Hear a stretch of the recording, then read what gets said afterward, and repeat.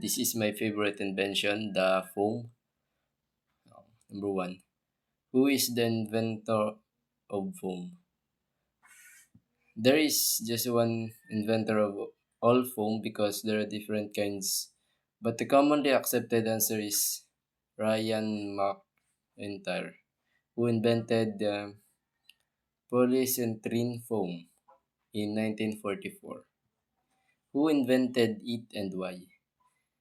Ray McIntyre invented it while working as an engineer. He was trying to create a better insulation material to keep things protected from heat and cold. During his experiment, he accidentally made a lightweight foam materials that trap air bubbles, and it turned out to be very useful. What problem did it solve? Um,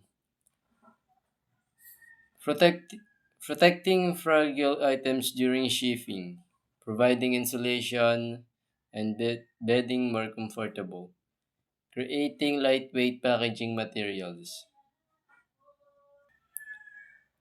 How does it affect society today? Today, foam is used almost everywhere in mattresses, pillows, food containers, helmets, packaging, and construction.